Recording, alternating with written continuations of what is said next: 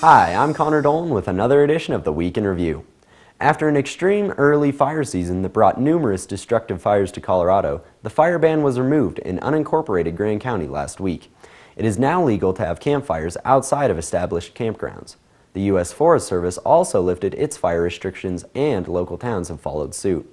A permit is still required to burn slash or to have a fire larger than 3 feet in diameter.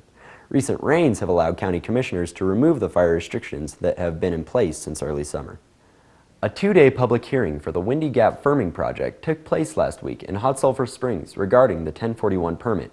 The Northern Colorado Water Conservancy District, owner of the Windy Gap project, are applying for the final permit to take an additional 30,000 acre-feet of water from the existing project to build a Chimney Hollow Reservoir, a 90,000 acre-foot storage capacity reservoir, which would be located in Larimer County.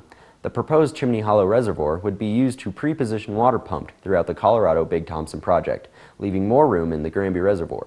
Enhancements and mitigations to the Colorado River, Grand Lake, and Willow Creek are part of the proposed agreement. The recent hearing gave all parties a chance to voice their opinions and concerns about the project before it was submitted to the Grand County Commissioners for approval. The Fraser Town Board is finally taking a position on the Byers Peak Ranch development after developers stated they are moving forward with or without the town. The town board sent a letter last week to the development group to confirm their understanding on a number of terms in the annexation agreement, including topics such as road construction, road maintenance, land development, water and sewage systems, and the terms of the continued negotiations. One of the major issues is streets. The town proposed that Byers Peak Ranch would be responsible for building the streets, and then those streets would become public, meaning the town of Fraser would be responsible for maintenance. The letter stated Byers Peak is required to reply to the town board through a written statement, and they also need to agree to be responsible for further costs associated with the annexation process. It is unclear if the developer has agreed to these terms or if they have replied to the town's recent letter.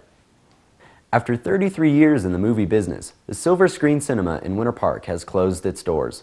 The technological upgrades needed to keep the doors open are not feasible because distribution companies take the majority of the ticket money, and theaters make their money on popcorn and candy. The business model makes it hard to justify the purchase of new digital equipment needed to be competitive. Thanks to Chris and her family for bringing our community a generation of great memories. For more information on what's happening in Grand County, stay tuned to TV 18. I'm Dolan, and I will see you next time on the Week in Review. Grand County's Week in Review is brought to you by Grand Mountain Bank, your hometown bank.